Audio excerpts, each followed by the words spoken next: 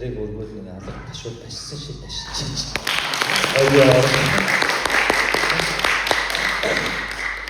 Өсгөхөөр микрофоныг жоон чамбалж. За ерөөл дөрнөө. За өнөөдрөөс эхлээд бид нар СМО буюу стандарт монгол орчуулгын библиэр явахаар болж байгаа та нар мэдсэн. Гэхдээ шууд ингэж туйлширж СМО руу гэхгүйгээр СМО-гоор номлолууд маань явна. Библийн хичээлүүд маань онлайн номлол, онлайн хичээлүүд маань явна. Энэ дээр ариун библиэр гарна. Тэгэхээр та нар харьцуулаад ингэж баг багаар дасаж явахгүй болохгүй. Яг бид нар СМО орж байгаа юм. СМО руу гором гэж явж байгаа юм гэхээр Христ итгэлд амьдралд өөрчлөгдөж болохгүй зүйлс гэж байдаг.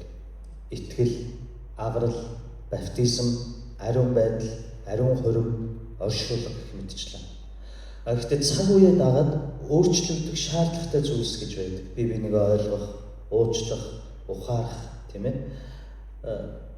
Та нар одоо анх хэрвээ юу ч өөрчлөгдөх ёсгүй гэсэн тийм хатуу үзэл бодолтой байх юм бол өнөөдөр бид нар бүгдээрээ эфод өмсгөнө шүү дээ, тийм ээ.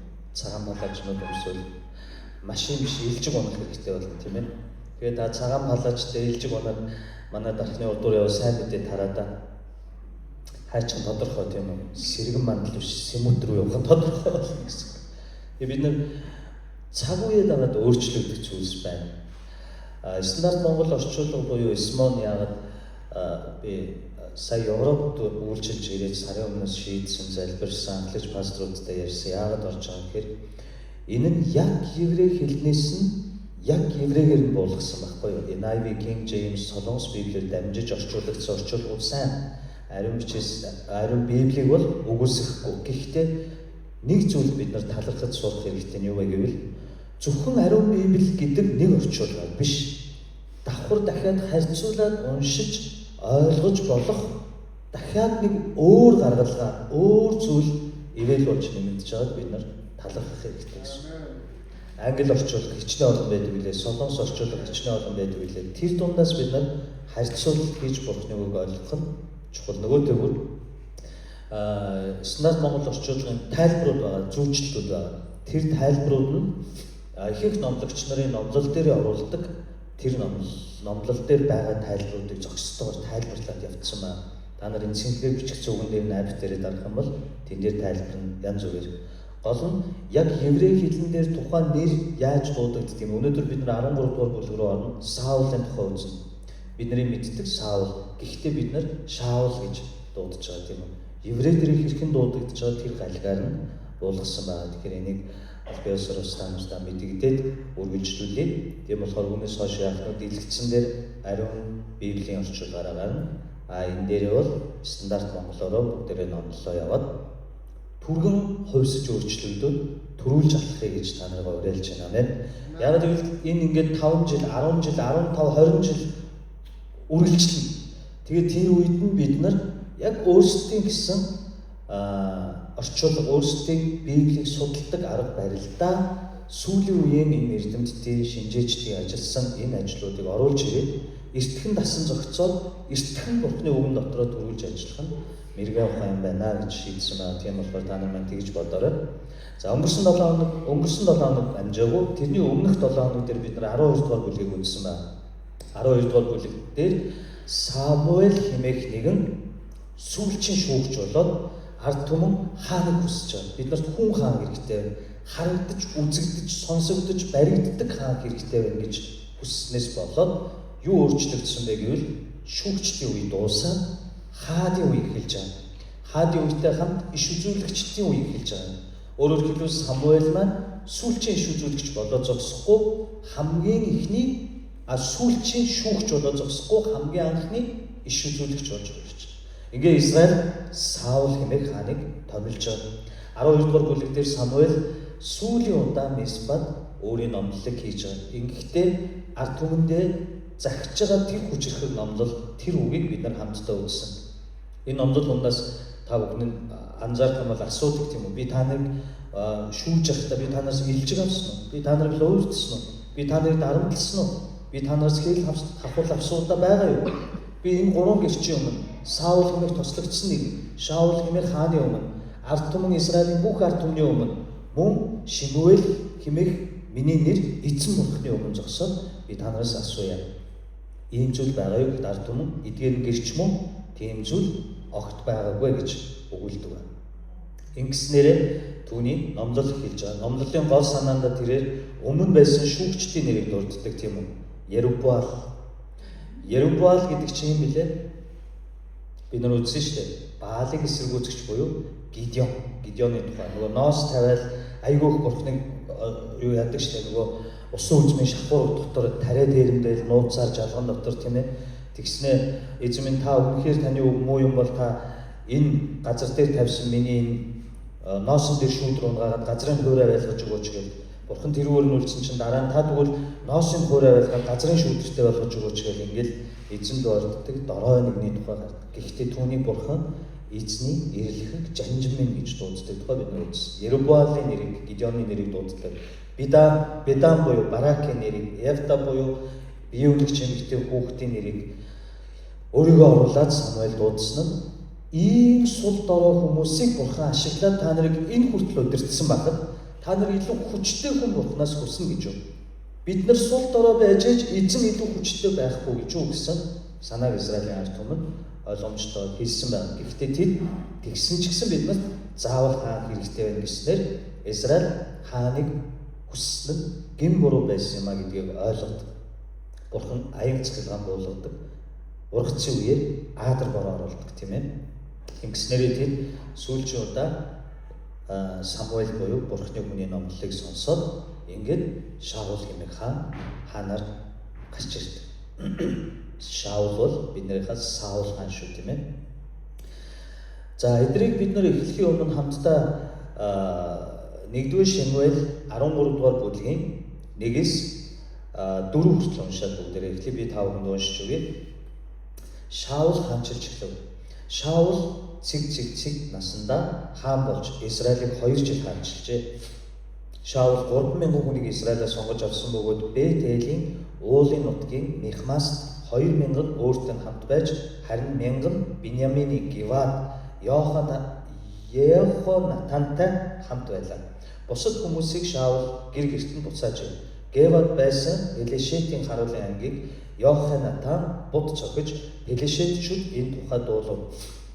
Израиль даяар Шаул бүрээ үлээлгэн боолууд сонсох түн хэмээн зарлжээ.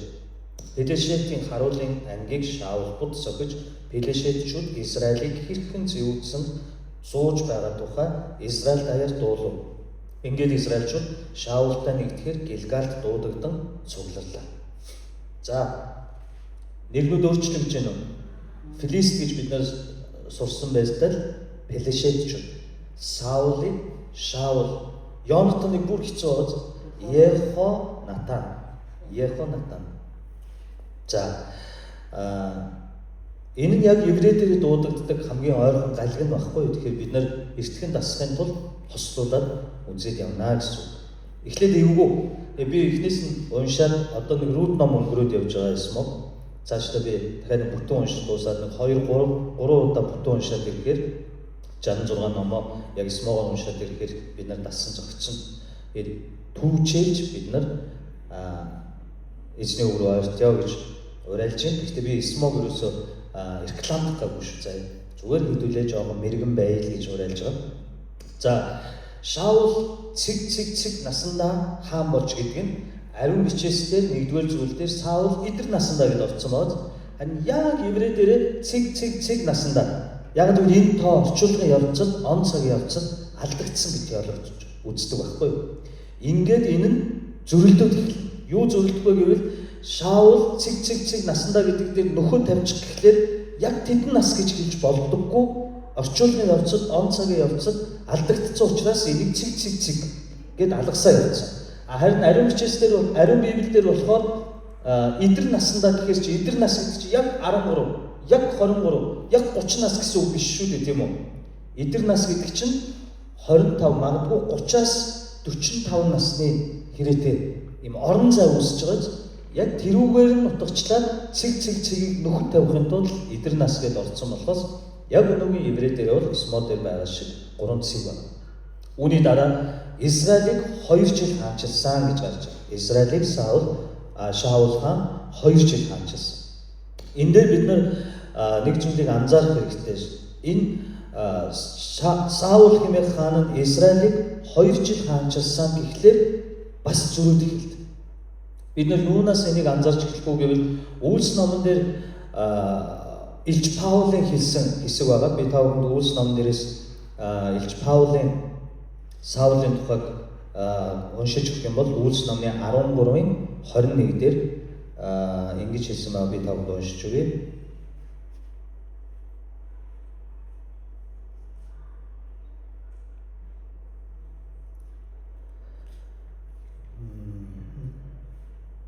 Тэгээд тэднийг хаантай болохыг шаардахад Бурхан тэдэнд Беньямин овгийн Кишийн хүү Шаулыг өгч тэрээр 40 жил захирчээ гэж.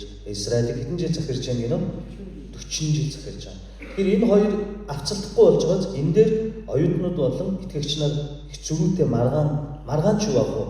Ойлгохгүй өнгөрөхгүй байдаг. Яагаад гэвэл энэ дээр эдэр насандаа гэд оруулсан байгааз эдэр насандаа 40 жил захирсан гэж Үйлс номын 13-16 дээр хэлсэн. Гэхдээ энд болохоор 2 жил гэж гарцсан. Энэ дээр янз бүрийн тайлбар байдаг ч хоёр янзын тайлбар хамгийн ойрхон. Нэг нь бол Шаул цэг насандаа гэдэг нь он цагийн явцад орчуулах, мөн хуулбарлах явцад алдагдсан тоочоос энэ насыг яг тодорхой тэд гэж тавих боломжгүй. Тэгвэл дараагийн үлбэр дээр байгаа Израилийг 2 жил хаанчилсан гэдэг энэ тоо бол бас алдагдсан тоо, зөрүүтэй тоо гэж үзэж байна. Мөн энэ дээр Израилийг 2 жил хаанчилжээ гэдэг Исмод дээр ард нь юу хийсэн байгааз юу гэдэг вэ? Тодруулах цэг тодтгол тавьсан байгааз тэрэн дээр та дараад орох юм бол тэн дээр нэг теологчин ийм тайлбар явж байгаа. Тэр тайлбар нь юу юм гэхлээр уучлаарай миний падан дээр бас айпн сайн ажиллахгүй. Тэр теологчин тайлбар дээр юу гэж хэлсэн бэ гэвэл яа гэдэг вэ?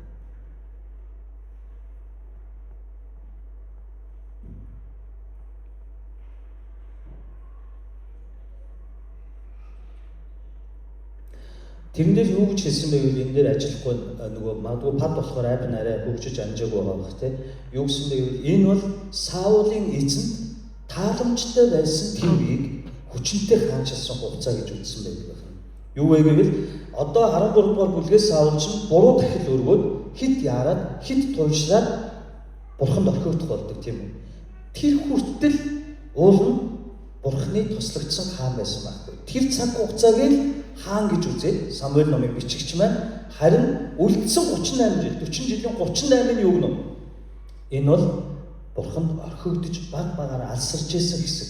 Саул алдаа хийж хэлсэн хэсэг гэж үзсэн байх нь. Тэгэхээр бас Давидын настай зөрүүд байдаг. Сонирмоод.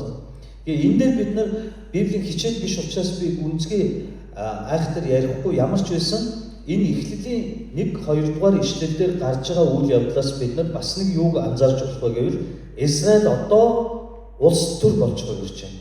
Одоо цэрэг айрамтай болж хувирч байна. Өмнө нь Саул хэдий хаанаар томилогдсон боловч яаж явлаа? Юу хийж явлаа? 12 дээр үхэр дуугаа явж байсан шүү дээ тийм үү? Одоо яаж вэ? 2 дугаар ишлэлээр Шаул 3,000 хүнийг Израилаас сонгож авсан бөгөөд Бет-Элийн уулархаг нутгийн Мехмас буюу Мехмаш гэж эндээр гарч байгаа тийм ээ. Өөртөө хамт байгаа 1000 Беньямины Гивад Йонатан тийм ээ хамт байгаад 2000 өөрөө авч үлдсэн байна. Өөрөөр хэлбэл Израиль 3000 цэрэг аримтай болж байна. Одоо улс болж хувирж байгаа гэсэн үг. 3000 цэрэг аримтай. 1000-ын Саулын хүү удирдаад 2000-ын Саул өөрөө удирдсан бөгөөд бусдыг нь өөрсдийн гэрлүү майхан руу буцаасан. Яагаад буцаад? Цэрэг арим их байх тусмаа сайн байдал яагаад ийм дайны ийм ороо босгоо үед буцаах болов гэвэл цэрэг арим байхаар дагаад юу төвлөрөх шаардлагатай вэ? Эдийн засаг. Татвар хураамж төвлөрөх шаардлагатай. Энэ үед арай зохицоогүй байсан учраас 3000 хүний өдрийн хоол, оройн хоол гэдэг бол улс төрийн хувьд асуудал байхгүй. Тэгэхээр бүр олон цэрэг байх тусам бүр их эдийн засгийн санхүүгийн асуудал үүснэ. Тийм учраас зохистой хэмжээнд 3,000 зэрэг авч үлдээд бусдыг майхан руу буцаасан байна. Ингээд яг энэ үеэр Филист Израиль хоёрын дунд зөрчил бий болж байна. Зөрчил бий болсон нь юу вэ гэвэл эндээс харагдаж байгаа ер нь Филист, Моаб, Амнон, Амалек гэдэг дөрвөн үндэстэн Израилийн хувьд өргөс болж байна. Бурхны өмнөөс холдох болгонд энэ дөрвийн аль нэгийг босгож Бурхан тэднийг номхруулдаг байсан тухай энээр сайн үзсэн байна. Тэд нар хаан цугласан бэ гэвэл Гилгал гэдэг газрыг би өмнө та бүхэнд хэлжсэн. Израилийн түүхнээс арчигдаж болохгүй чухал газар. Яг гэвэл анх Канаад хөл тавихтаа Израильчууд Гилгалд хөл тавьсан. Анх тэнд гэрээгээ шинчилсэн. Анх тэнд эзэн рүү ойртсон. Анх тэнд бүгд хөвч хөндүүлсэн. Мөн Гилгалд юу болдог вүлээ? Үүнээс хойш Саул хаанаар томилогддог, Самуэль сүүлчийн номлолоо хийдэг, Израиль Канаанд ирээд анх эхэлсэн Израилийн түүхэнд хамгийн чухал газар бол Гилгал. Яг бидний эзнийг хүлээж авсан тэр газар мэт сүмслэг байдлаар харуул тийм чухал газар бол Гилгал. Тэд нар дахиад хаан цугласан гинөө? Гилгал цугласан байна. Тэд нар Гилгал цугласан. Гэхдээ өмнөх дайнаас энэ чинь Саулын анхны дайн биш. Өмнө нь нэг дайн хийцэн байгаа шүү дээ 12 дугаар бүлэг. Амнончуудын хаан хэн билээ? Та нар мэндий. Амнончуудын хаан Нахаш баруунуудыг чинь авал би таныг хүлээж авна гэд. Тэгээ ялцсан.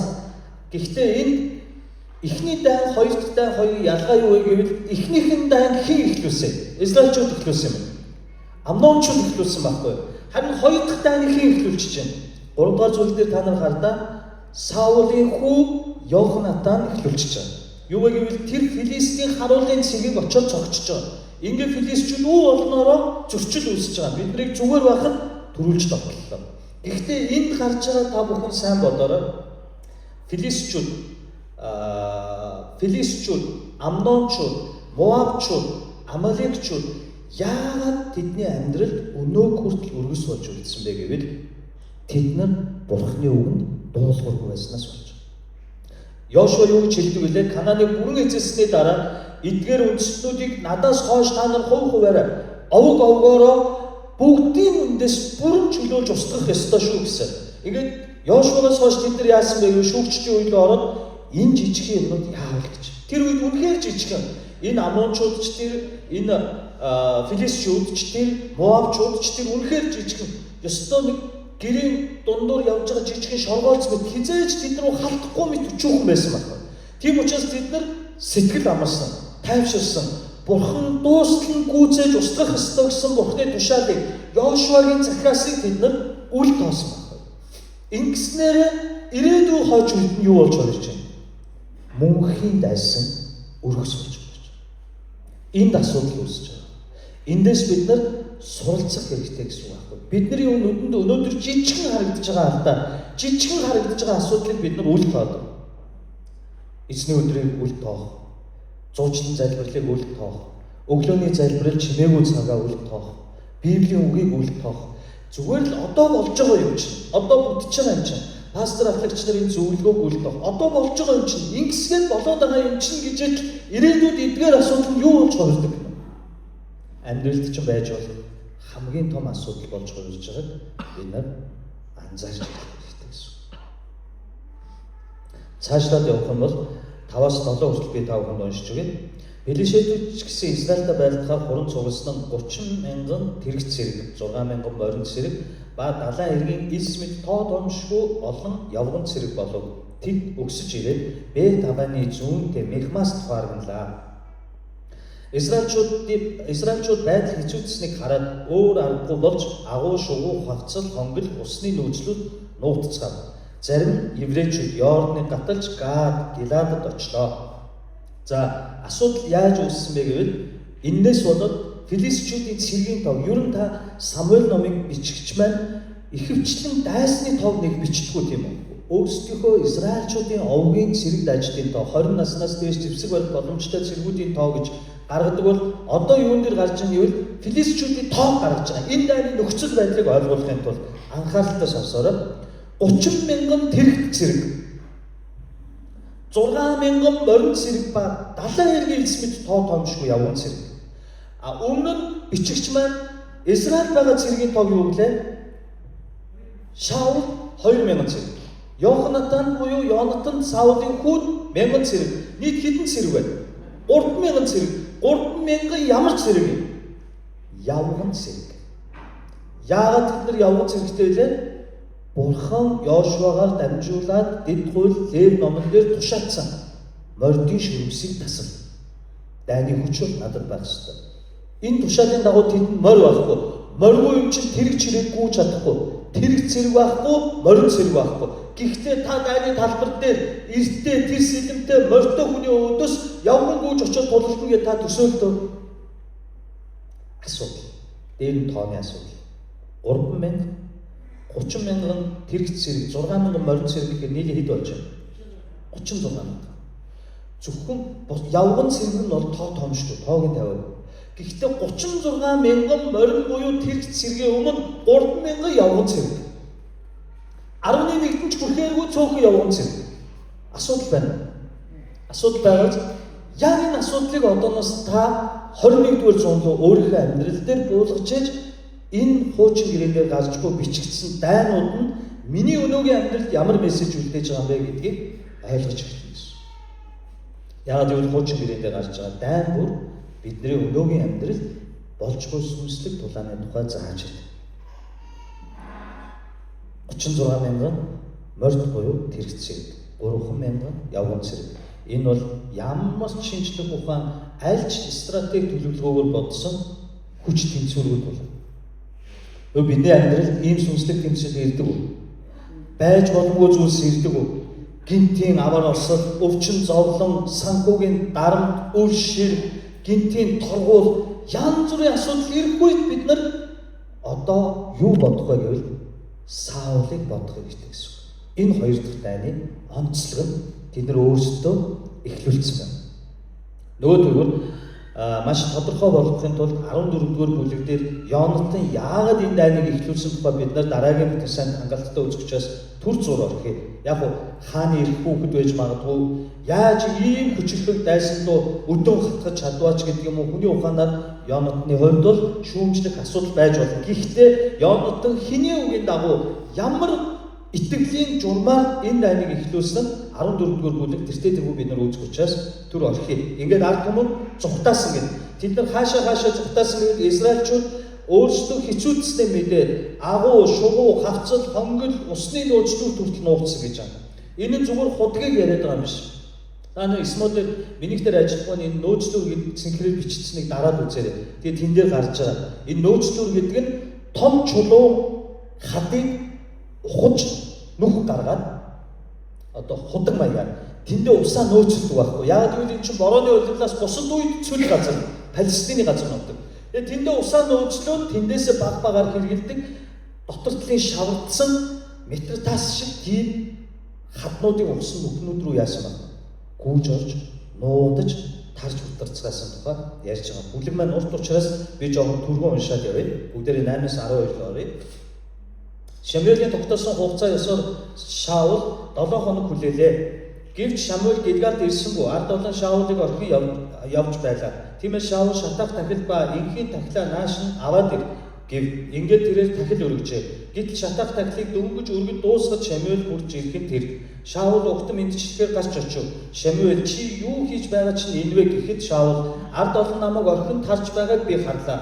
Та товлсон хугацаанд ирсэнгүй. Пелешетийн цэргийн ангич Михмаст цугларсан байна. Тэгээд би Пелешетчүүд Гилгал руу одоохон над дээр ороод ирэх нь гэтэл би Явагийн тааллыг гуугаагүй байдаг гэж бодсон юм а. Тиймээс би өөрийгөө зоригжуулж байгаад шатаах тахил өргөчлөө гэлээ. За одоо Саулаас хаанчлал салах хамгийн том асуудал энд үүсэж байна.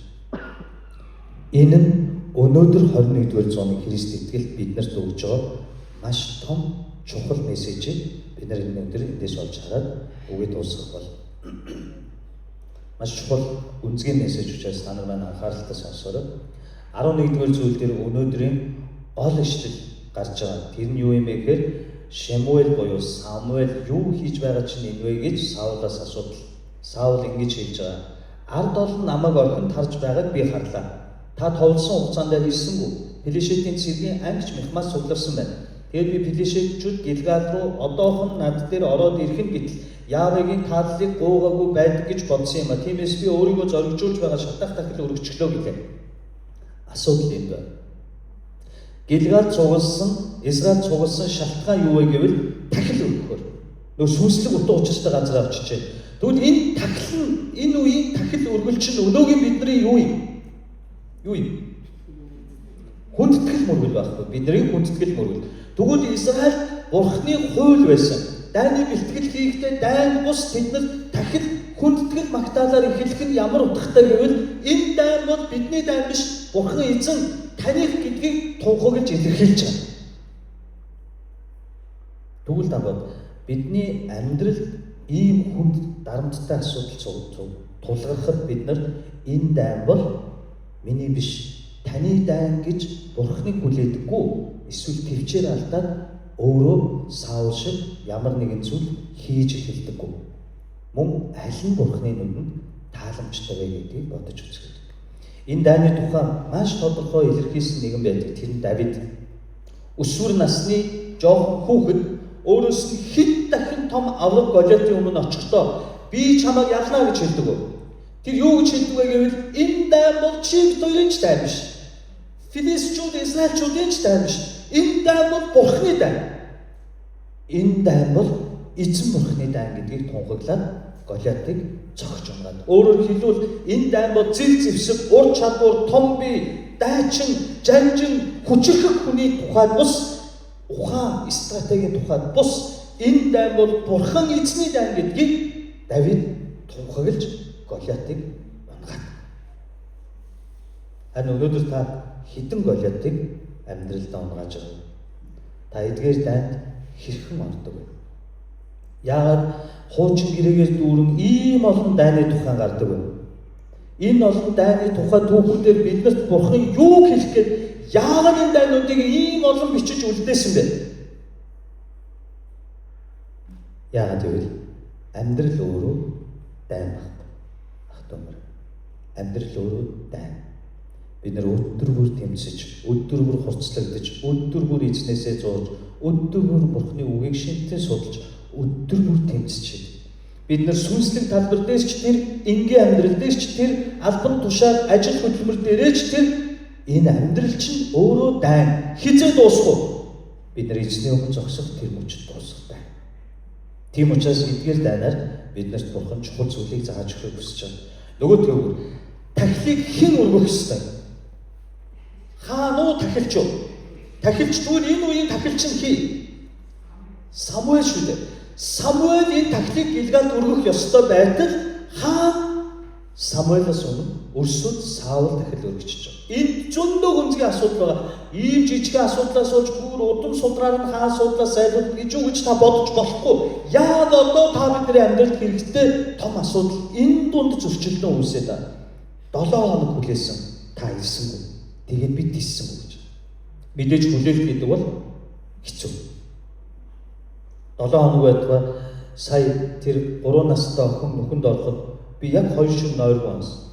Яагаад чи миний охтууд харагдаад гараад ирээсэ. Тэг гарч ирэхдээ амьд байгаасаа гэд шүнжэнгөө фейсбુક ухаал мэдээ үзээд босч зурагтаа асаагаад дахиж мэдээ хаагаад шуурхаа мэдээ үзээд 2 хоног хүлээхэд үнэхээр хүнд байсан. Харамсалтай тэр охин эдинэ Бурхны моторт очсон байсан.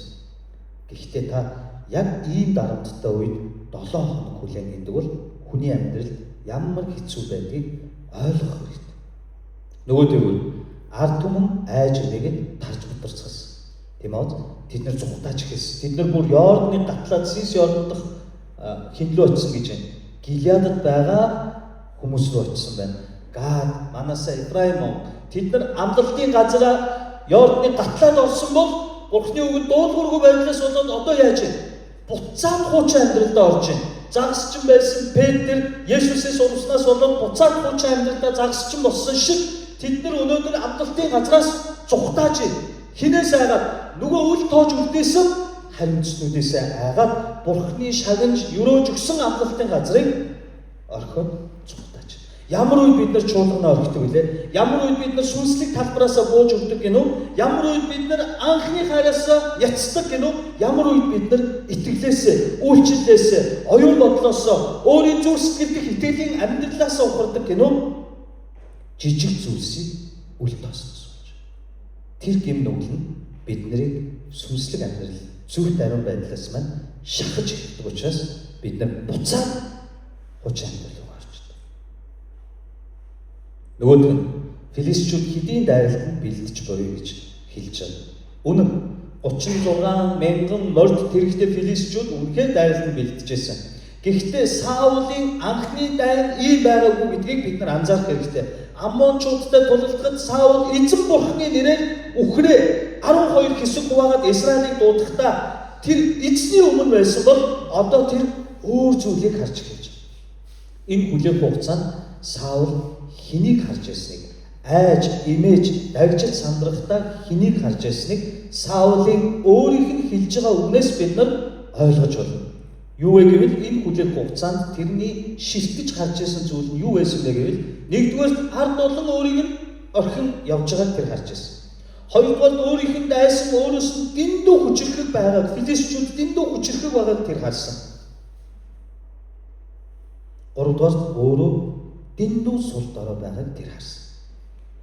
Түүний зүрх юунд төвлөрч исэн бэ гэдгийг та хардаа. Юунд төвлөрч исэн бэ? Энэ зүгээр л алдаа хийсэн биш. Тэрний өмнөх байдлыг бид нар орчлыг ойлгол өнөөгийн амьдрал биднэрт хэрэгтэй байхгүй. Тэр хэн юунд төвлөрч исэн бэ? Нэгдүгээр хүмүүст. Бид нар итгэлийн амьдрал яг ингэж анхны алдаараа хөл тавьж ойртож эхэлдэг. Юу вэ гэвэл хүмүүст төвлөрдөг. Хүмүүст би таалагдах болов? Хүмүүс намайг таалах болов? Хүмүүс надад сайн хандах болов? Пастор ахлагч нар надад сайн хандах болов? Хүмүүс намайг дэмжих болов? Хүмүүс намайг ойлгох болов? Хүмүүстэй би ингэж харьцчвал хүмүүс намайг юу гэж бодох бол гэж хүмүүс рүү төвлөрч эхэлдэг. Тэр цагаас Бурхан төвтэй итгэлийн амьдрал маань замхарч эхэлдэг. Би ухралт хийх шаардлагатай болж эхэлдэг. Үүнийгээ Саул өөрийн амаар хэлж байгаа. Харах тун ард олон намайг охин тарж байгааг би харлаа. Уул нь би харлаа гэхдээ эзэн бурхнаа би харлаа гэж хэлэх ёстой. Хаан хүн юу харж байна? Хүмүүс. Бидний итгэлийн амьдралд хүмүүс биднийг гойчлох, үл ойлгох, зэмлэх, загнах, үл тоох, орхих ч үгүй. Хүмүүсээр орхигдох сайхан биш л дээ. Сайхан биш. Би сүүлийн хэдэн жил хичнээн чигийн зам талбайг бол баг миний хажууд өстой намайг ганц тоодог хүн янгаагаас үлдээгүй юм шиг хуурай зүйлүүд бидний хэрхэн энэ хүртэл ирснийг тань мэднэ. Гэхдээ эзэн бурхан дээр төвлөрөхгүй бол хүмүүс дээр, бусдын хүндлэл дээр, бусдын зан авир дээр, бусдын танд гаргаж буй үйлдэл дээр, үйлсээр та төвлөрч эхлэх тэр цагаасаа эзэн бурхандаа орхигдох тэр зам чинь нэгддэг гэдгийг Саул харуулж байна. Тиймээс Саул өөрөө Самуэль хэлж байгаа. Чи юу хийж байгаа юм бэ гэсэн чинь хүмүүс намайг орхиод тарж утарч эхэлсэн. Хүмүүст таалагдахыг хүссэн. Тиймээс бид нар үннийг ярихаас айдаг. Тиймээс бид нар шууд хэлэхээс айдаг. Тиймээс бид нар зүтгэж үйлчлэхээс айдаг. Тиймээс бид нар үйлчлэлдээ тууштай зогсохоос айдаг. Сүнслэг бурханлаг гац гаргалзаад ирж хаахаа мартчихдаг. Бурхан хаа байгааг мартчихдаг. Яагаад? Хүмүүс төвлөрч учраас.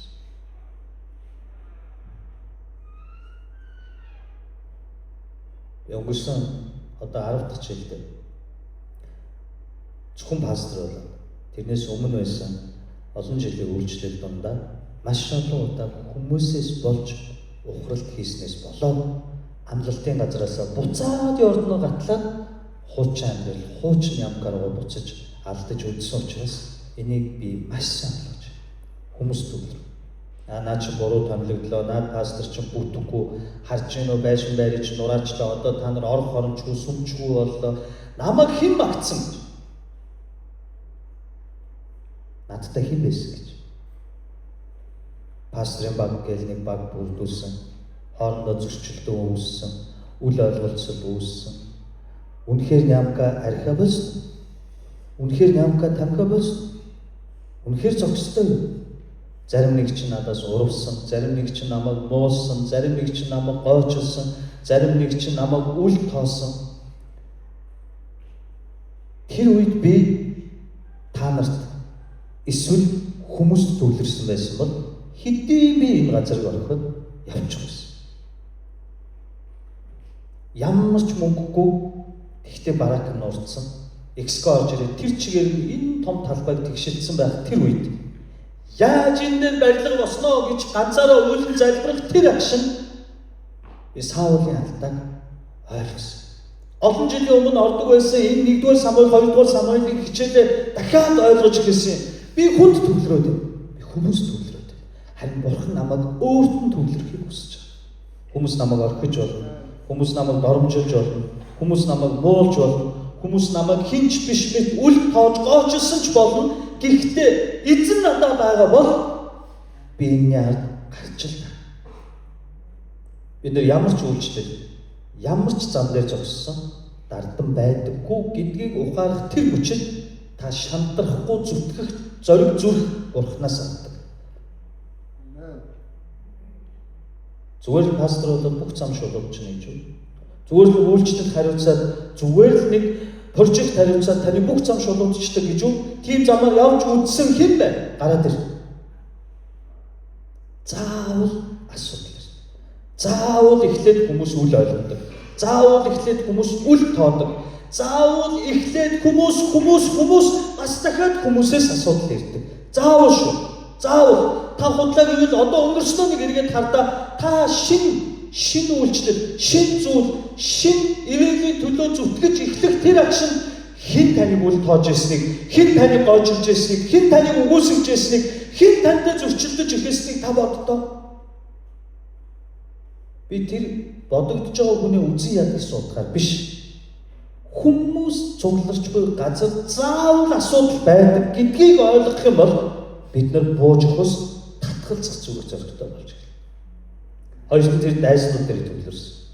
Түүний том алдааны өмнөх байдал шүү. Тэр Бурханаас хаягдах болсон шалтгааны нэгдүгээр нь хүмүүс төвлөрсөн.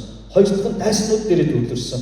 Яг л филистичүүд ямар хүчтэй байгааг хараад, ямар аимшигтай байгааг харж ард түмэнтэйгээ хамт Саул дагжиж чичирсэн. Учир нь тэр Бурхан дээр төвлөрөв. Тэр дайснууд дээр төвлөрсөн. Бид нар бас ингэ төвлөрдөг. Надад дургүй хүмүүс, надад хайртай хүмүүс зөндөө байхад заавал дургүй дээр төвлөрөөд байдаг. Намайг дэмжсэн зүгээр энгийн ойлгомжтойгоор хэлье. Чи нэг пост тавьж, постны чинь доор 100 комент бичигдэж, тэр 100 комментноос чамайг дэмжсэн 90 коммент байхад чамайг нуусан 10 жил шүнжэнгөө бодож хандж ирдэг. Дайсан дээр төвлөрч байна. Бид нар өөрсдийн дайсан бол муу ярих сүнсний хүч. Түүний зал ов мэхэн төвлөрчдөг. Би ингэж зовхын оронд энэ хэлэхгүйлийн нөгөөд болгочиндоо. Би ингэж зовхын оронд энийг тэр танил талаараа яриулаад болчихондоо. Би ингэж зовхын оронд нөгөө тэр сайн даргатайгаа ярьчул болчихондоо. Бид нар дайсандаа төвлөрч ирдэг тэр үед Бурханаас орхигдох хоёр дахь хаалга нэгдэж ирдэг. Гуравт нь тэрээр өөрийнхөө сул дорой төвлөрсөн. Би нэгдүгээр хүмүүс намайг орхиж явсан. Хоёрдугаар Филистичүүдийн цэргүүд Мехмас тэдний цугларсан. Гуравдугаар тэд нар намайг яг ийм сул дорой Гэлгалд байхад хэдийн ирээд намайг устгах гэдэг. Би ийм сул дорой байна. Мэдээж бид нар төгс хүн биш. Тэгвэл та өөр дээрээ төвлөрөөд өөрийнхөө сул дорой дээр төвлөрөөд байвал яа гэнэ үү? Дахиад сүүлчийн алхам Бурханаас холдох зам нэрнэ гэдгийг Библийн дайнаар хэлж өгч байна. Би өөрийнхөө гим нүгэл дээр, өөрийнхөө сул дорой дээр, өөрийнхөө арчаагүй байгаа дээр төвлөрөөлээ, дахиад төвлөрөөлээ. Бурханаа мартаж. Саулын энэ том алдааны өмнөх сэтгэл зүй, ертөнцийн үзлийн хувьд, Бурхан зүүн хувьд, теологийн хувьд түүний гаргасан хамгийн том 3 алдаа. Энэ алдаанаас болж тэр Бурханаар орхигдохоор аимшигтай гимнүгэл хийсэн юм. Гэхдээ зүгээр л нэг өглөө босоод эвшээж гарч ирээд хийчихээгүй тэр 3 зүйлийг зүрх сэтгэлдээ үр болгоод суулгацсан юм.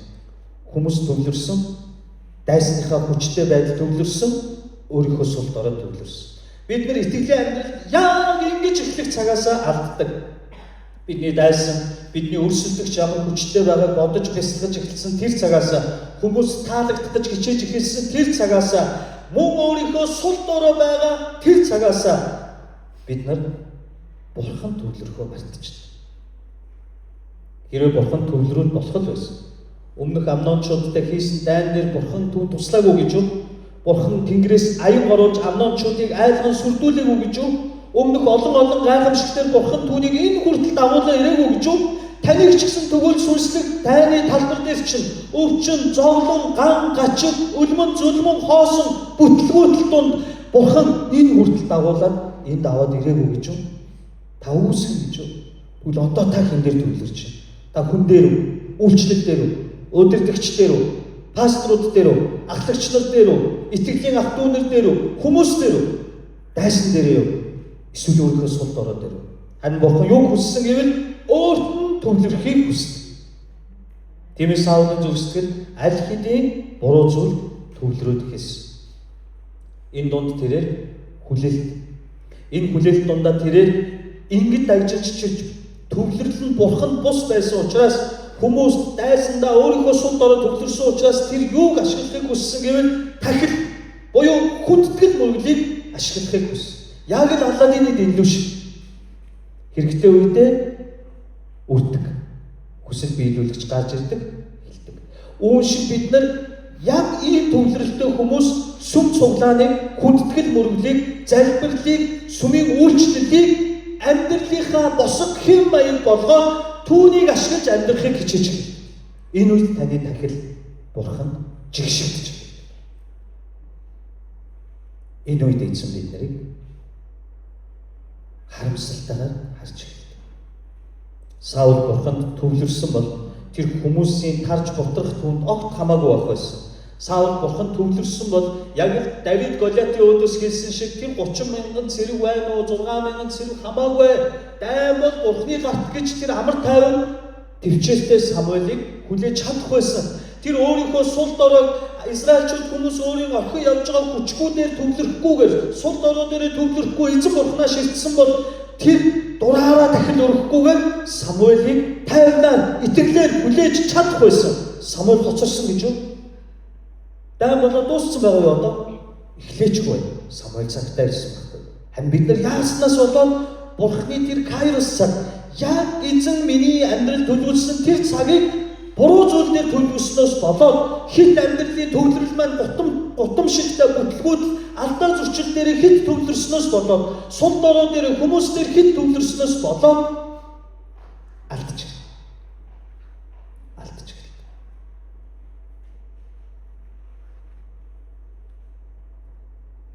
Тэгээд Саул юу гэж бодсон гэвэл би энэ тахил өргөчих юм бол би яарад байна? Бурхны товлсон цаг чухал биш. Миний товлсон цаг чухал байна. Бурхны товлсон цагийг хүлээх нь сонирн биш харин би хүлээж тэсэхгүй.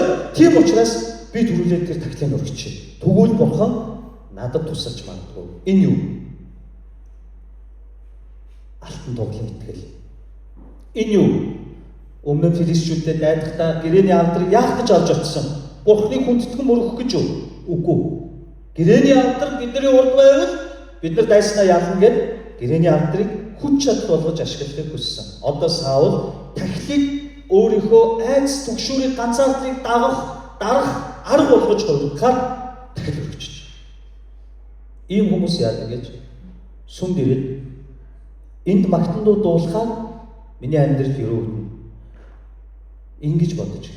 Ийм Саулын итгэлтэй хүмүүс яадаг гэж өчнөө жил сүмд явлаа миний амьдрал өөдтэй болсон. Өчнөө жил үйлчлэлээ миний амьдрал өөдөө гасангүй. Үнэхээр байгаа бүхнээрээ Бурхандаа үйлчлэлээ. Тэтэл миний амьдрал бах байдгаар гэж гоншгож гомдолж байна. Энэ бол Саулын тахилын сүнслэг утга. Яагаад Бурхан хүлээж авахыг хүсээгүй тэр сүнслэг утга нь энэ утга. Саулын тахилыг зүгээр өргөчөөгүй. Эзэн Бурханаа алдаршуулаагүй. Тэрээр хэдийн зүрхэндээ Бурхан төвтэй биш, хүн төвтэй, бүтлгүүтэл төвтэй, дайсан төвтэй, сул дорой төвтэй, түүний бүх төвлөрөл нь Бурханаас илүү амьдралд асуудал дээр төвлөрсөн байсан учраас түүний өргөссөн хүндэтгэл нь Бурхан хүлээж авах боломжгүй байсан. Одоо ойлгож байна. Тиймээс Саул тахилын нэг дэх хуулийг зөрчиж байна. Тэр нь юу вэ гэвэл шүтэгч, хүслээ биелүүлэгч, шашны үйл болгож хувиргаж байгаа. Эзнийг магтан хүндэтгэхийг. Өөрөөр хэлбэл ингэж ирэх үеэс Бурхан бидэнтэй харилцаанд өөрчлөгддөг. Бурхан хэмээх тэр нэг нь хувирдаг, өөрчлөгддөг, намайг аргалдаг, намайг зохицуулдаг, хэрэгтэй үед маань надад тусалдаг гэж бодож эхлэх тэр үеэс Бурханы хүндэтгэл мөргөл өөрөө шашин буюу шашны үйл болж хувирдаг. Та нар бусад бүх шашныг хар. Тэд нар аргалдаг. Би хэл ахуул авч, би эхнэрээ араар нь тавьж, би завхаарч, би хүний амьд хурж, би бузар муу гим нүгэл хийгээд очоод ном уншуул, очоод буудэр очоод мөнгө өргөл барьцуул. Тэгээ миний бузрыг аргалж өгдөг. Харин Библиэд та очоод үз. Есүс эзэн аргалж өгөх нь гимшлиг шаарддаг. Библи аргалж өгдөг. Зүгээр ямка сүмд нэг 10,000 төгрөг өргөч тэгээд би чиний наад завхаарлын асуудлыг чинь мартаад аргалаад өгчээ. Үгүй бол энэс чиний зарламаа авч яваад ийшээ Юрогийн голын тэнд очоод бодноос уйчих. Тэгээд чамааг болчихно. Ингэдэг. Библи гимш. Гимээ улаа. Гимш үннээ өч. Хариуцлага үүр гэж хэлдэг. Тиймээс Бурхан шашин биш. Харин Саул одоо яаж вэ? Тахилыг шашны үйл болгож хувиргаж байгаа. Дайны өмнө орохдоо Чингис хаан бөөлүүлээд энэ удаа ялахгүй юу гэж хар тугнаас хар сүнснээс асуудаг байсан шиг Бурханы тахилыг дайны өмнө шашны үйл болгосон нь эзэн Бурханы хувьд хүссэн зүйл биш. Харин Саул яах вэ? Хүлээх ёстой байсан. Бурханы товлсон цагийг хүлээх ёстой. Тахил өргөж дуусмагц Самуэль хүрээд ирж байгаа. Таны амьдралд ийм тохиолдож байна.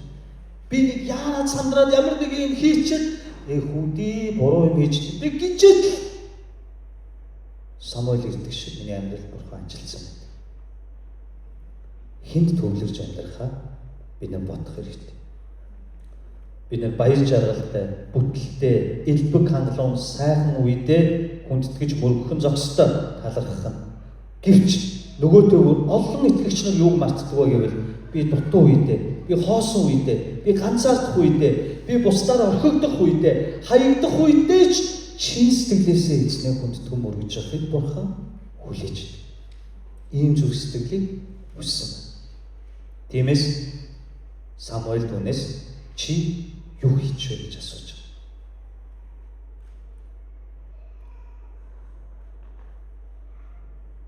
Тэгтэн Самуэль түүнээс та Бурхан Яавагийн тушаасан тушаалыг дагалгүй мунхаг хэрэг хийжтэй. Тэгээгүү байсан бол таны хаанчлыг Яава үн мөнхөд Израилийн дээр тогтоож өгөх байлаа.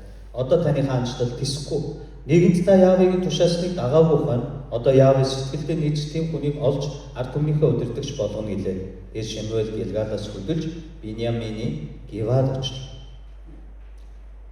Шууд маш тодорхой юу гэж хэлж байна.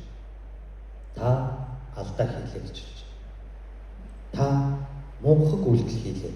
Дээр нь эзэн Бурханы зарлиг тушаалыг та сахисангүй. Яагаад сахаагүй лээ? Тэр хүмүүс төвлөрсөн, алдаан дээрээ төвлөрсөн, сул дорой дээр төвлөрсөн, дайсандаа төвлөрсөн. Тэгээд тэр давчтаж, сандарч, айж имэж хэлсэн, хүмүүст орхигдохоос имэж хэлсэн. Тийм учраас түүний дотор өөрөө ирэхгүй яарах сэтгэл төрөөд тэр Бурханд орхигдох хамгийн том алдаагаа үлдчихэж. Вау, ямар гоё болооч. Үүнээс хойш бүх түүх нь Бурхан үргэлж хаан ба тахилч иш үзүүлэгч нарыг тусад нь авч үзэж байна. Тусад нь. Хаан бол хаан, тахилч бол тахилч, иш үзүүлэгч бол иш үзүүлэгч. Бүгдийн тусад. Гэтэл одоо асуудал юу болсон бэ гэвэл хаан хүн тахилчийн үргийг давхар булаагаад авч байгаа. Энэ юу вэ гэвэл одоо анхааралтай сонс. Хаан, тахилч, иш үзүүлэгч гэмээр Бурханы үргэлж үеийн үед тусгаарласан энэ гурван үйлчлэлийг Бурхан хэн хадгалсан бэ гэвэл Тэнгэрийн дор, газар дээр, Тэнгэрийн дээр, илчлэлт номон дээр зөвшөөрөгдсөн 7 дахь сүүлчийн лацыг нээх цорын ганц зөвшөөрөгдсөн нэр бол Есүс эзэнд маань хадгалж ирсэн. Энэ гурвыг өөртөө хүлээж авч гурвангийн нэг дор өөрийн болгож хаачлах ёстой цорын ганц мөнхийн тэргүүн тахилч, мөнхийн хаан, мөнхийн иш үзүүлэгч бол Тэнгэрийн доор цорын ганц өгөгдсөн нэр, Тэнгэрийн дээр цорын ганц өгөгдсөн нэр Месиа, аврагч Христ Есүс байсан. Тэр энэ үйлдэлийг хийснээр айж, инээж хүмүүсийн ая талыг харснараа ямар алдаа гаргасан гэвэл Есүсийн өмнөөс, Бурхны өмнөөс үрчлэхийг хичээгээд хэлсэн асуудал. Есүс эзэн энэ үйлчлэлийг загалмай дээр авсан. Дахиад микрофоныг жоохон чамдаж. Бороо шүү. Загалмай дээр яаж авсан? Тэр мөнхийн жоноо хаан бидний. Тэр бидний дунд амьдарч, бидний амьдралд амьдарч, бидний зүрхэнд амьдарч, биднийг удирдах, биднийг дагуулдаг мөнхийн хаан. Гуравдах тэр мөнхийн тахилч. Хожмын өдөр бид нар чармай нүцгнээр нэг ч өмгөөлөгчгүй хүчрхэг агуу эзний өмнө үйлдсэн гид буруу худал хуурмаг бузар булаа болгоноор тоочж шүүгдэх өдөр ирнэ. Тэр өдөр хэн таныг зуучлан таны хажуу зогсон гэж мөнхийн жоноо хаан, мөнхийн тахилч Есүс таны хажуу зогсон, таныг өмгөөлөх бол. Есүс хэмээх тэр өмгөөлөгч таны алдааг уучлж өөр дээрээ авах болно. Тийм ээ. Ямка ийм бузармаг үлдсэн. Ямка тиймч бузармаг үлдсэн. Ямка ингэж алдаа хийсэн.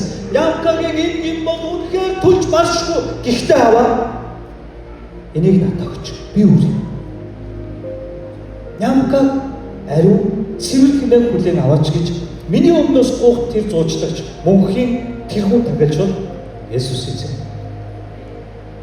Мөнхийн иш үзүүлэгч Есүс эзэн өөрийн олон пастор, ахлагч, номлогч нараар өөрийн сүм чуулганд өөрийн мөнгийг одоо болон иш үзүүлж, илчлэлт өгж та нарыг босгон барьдаггүй гэж юу?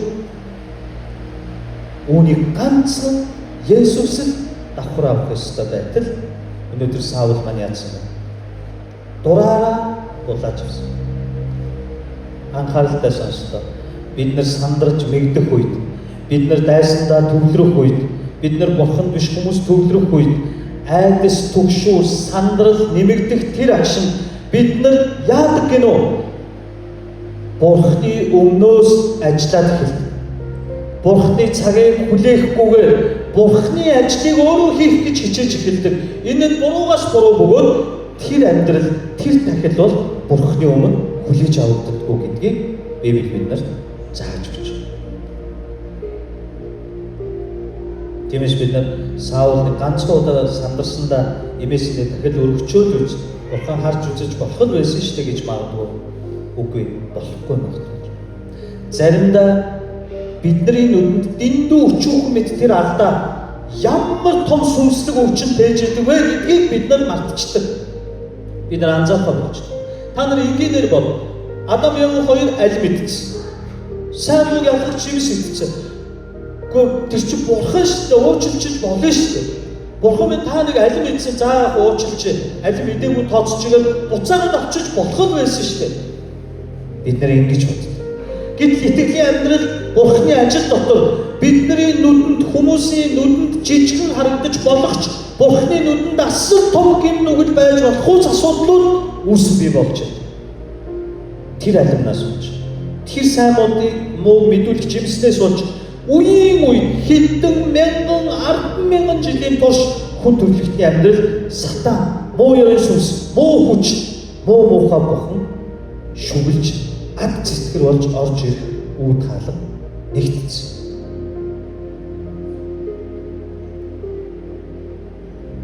Энэ жижигхэн филистичүүд яагаад те нэг дахил өргөөлөж сүртэй энэ амнончууд, моовчууд яавал гэж те ингэж бодож ихтэй цагаас таны амьдрал дах Бурханы товлсон кайрос цаг хойшлогдож байна. Хойшлогдох тусам та хүлээх шаардлага гарна. Хүлээх тусам та Бурханд итгэлээр төвлөрөхгүй бол хүмүүст, бусдын анхаарал, халамж, бусдын ойлгоцод түшиглээд авах юм бол, түүн дээрээ төвлөрөөд авах юм бол таны дахил эзний өмнө үн цэнүүд орж ирнэ. Та асар том алдаа хийх үүд хаалгыг нээчиж магадгүй.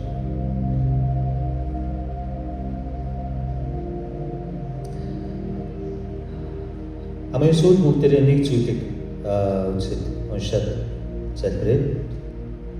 Шууд 19 руу орлоо. Тэр цагт Израилийн нутаг даяар төмрийн дархан байдаггүй байсаагаад Пелешетчүүд еврейчүүд өөрсдөө илт жад хийхвээ гэж болгоомжилдог байв. Тиймээс Израильчууд анжис, зээлдүү, сүх, хадуураа илрүүлэхийн тулд бүгдээрээ Пелешетчүүдээр уруудан очдог байлаа. Анжис, зээлдүү засах хүн нь шекелийн 3.2, харин сэрээ, сүх, хатгуур ирлэх нь шекелийн 3.1-тэй тэнцдэг байв. Тулалдааны өдөр болоход Шаул, Йоханатан хоёртой цуг байсан хүмүүсийн хэнийхэн ч гарт илт жад байсангүй. Зөвхөн тэр хоёр л байжээ. Пелешетийн цэргийн Михмасын хавцлаар орч ирлээ. Одоо дайнтайгаа нүүр тулж тийм аа. Гэтэ энэ нэг сониндаа.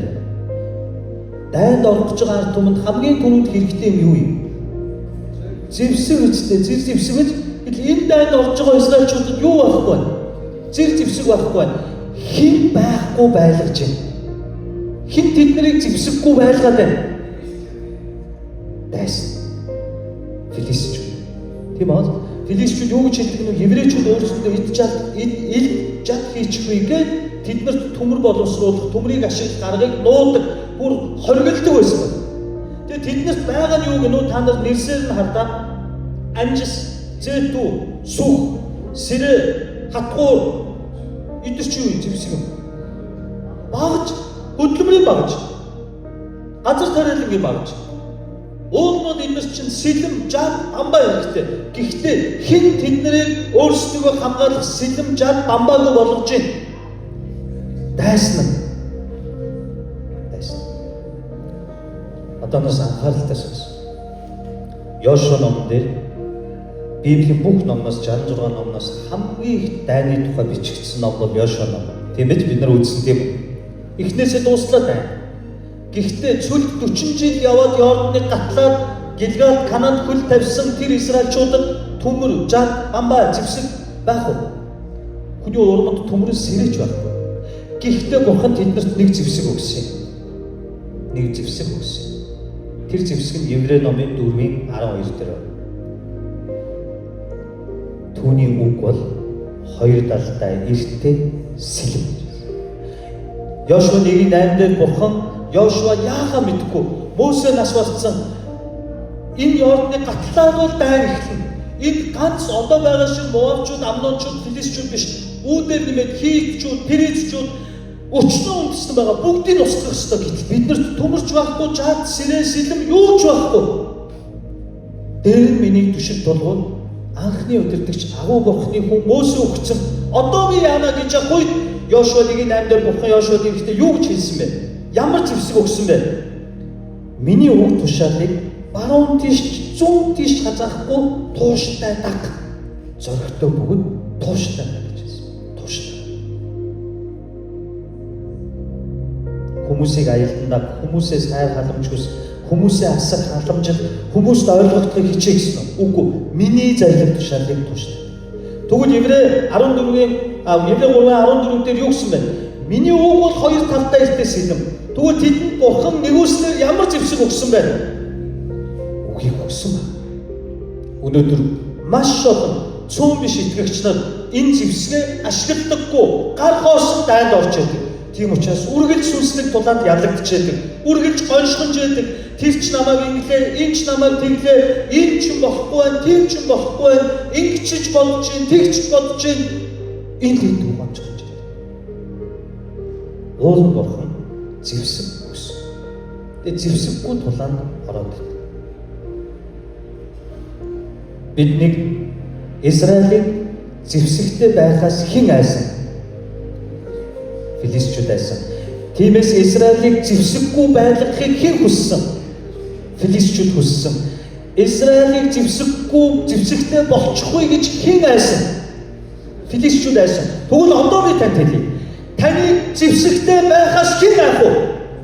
Сатан мөр Иесусaan дайсан чинь аа. Таныг зэвсэггүй байлгахыг хэн хичээх вэ? Сатан мөр Иесус хичээл таныг зэвсэг рүүгээ ойртохоос залхууруулж, нозооруулж, таныг хэрэггүй мэт үзэгдүүлж, таныг зэвсэггүй амьдраасаа гэж хэн хамгийн хүсв? Сатан хүс. Библи таныг гим нүглээс холдуулна, Эсвэл гэр нүгэл таныг Библиэс холдуулна. Тэгвэл өнөөдөр Бурхны бидэнд өгсөн, танд өгсөн тэр зэвсгээс чинь хэн хамгийн их ажиглав? Сатан. Тэгвэл хэн таныг тийм зэвсэгтэй бүү болоосоо гэж хяхаж хавчиж байгаа? Сатан. Тиймээс та бид нар зэвсэггүй тулаанд орж ялагдаад байгаа юм. Бүтлгүүтээд байгаа юм. Унаад байгаа юм. Гоншгонхоосоор хавгүй болчиход байгаа юм. Зэвсэггүй учраас. Тиймээс тэр зэвсэг болох Бурхны үгийг судлах ёстой. Тэрийг судалж гартаа Бурхны үг болох зэвсгийг атгаад Сатаны муу ирэн сүнс ар сэтгэл чөтгөр шулмын бүх хүлээсийг тасчаад өөрсдөө үлдэн хөөх хэрэг нь уулын Бурхан биднэрт өгсөн. Тэр өөрөө Библи. Яагаад та Сатаныг дийлэхгүй байна гэж? Яагаад дайсныхаа зарим ихэнд орж унаад байна гэж? Яагаад та гин нүглээсээ ангиж чадахгүй байна гэж? Би танд хэлэхгүй. Энэ дэлхийн хамгийн удаан хурдтай зүйл юу вэ? Ясмихэ. Дуу авины хурд. Яагаад дуу авины хурд гэж? Гэрлийн хурдны дараа ордог шүү дээ дуу авины хурд чинь. Дуунаас хурд онгоц гэж ярьдаг үстэй. Гэхдээ өөрөөр би танд хэлье. 15-6 настай өсвөр наснд байгаа та нарт өнөөдөр аав ээж чинь үгэлж хэлсэн үг 40 гараад ирэхээс чинь зүрхэнд ч ордог байна. Удаан байгаа шүү дээ. 20-30 жил явж байгаа шүү дээ. Ойлгогдох гэж. Тийм бол тэгвэл одоо эдгээр залуучуудаас асууя. Өсвөр наснда та эсвэл хайр сэтгэл ойлгохгүй мэдэхгүй би их чөлөөтэй баймаар хорж болдгоо 20 нас бороотой борломоор байж шиг тийм өвчтэй гэж хаана байсан. Нартад цуу өмсмөр байна. Тэгдэг үстэй. Тэгээд өвчгөнд явж явах чинь аав ээж чинь үгэлж хэлсэн үг, эмээ үгэж хэлсэн үг. Одоо танд ч орж ийн үү? Орсон уу? Аав минь ээж минь үг үнэн байж тээ гэж орж байгаач одоо л байхгүй юу? 30-40 жилийн дараа. Тэгэхээр дуу авины урд энэ дэлхий дээр хамгийн удаан. Яг үн шиг Бурхны үг бидний дотор ажиллаж, амьдрал дээр хэрэгжиж, дайснаа ялан дийлэх хүртэл бид нар ухаарах хүртэл дахин уншиж, дахин бясалгаж, дахин үгийг тунгаан бодож, хайрлж, амьдгах ёстой. Тэгвэл та зэвсэгтэй бол. Та төмөртэй бол. Тэгвэл Филистичүүд танаас айн. Та дайснаа ялан дийл хүлээсүүдийг тасна. Дайсныхаа толгойг завчих бол Давид хаан шиг. Ойлгож байна. Тэгэхээр 13 дугаар бүлгөөр зүгээр л нэг саавал дахил өргөөл яг сандарсан үедээ хийцэн алдаа биш байгаа биз? Маш олон гүнзгий сүнслэг өгдөг.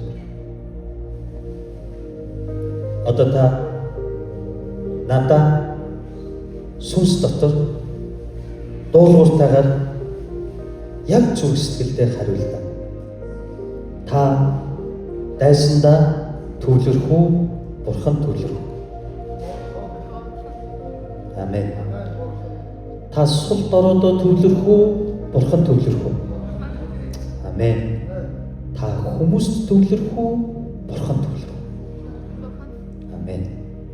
Амен. Тийм байх болтугай. Ерөөж нөхдөөнөрөө өдрөө хамтдаа залбиран ууцгаая.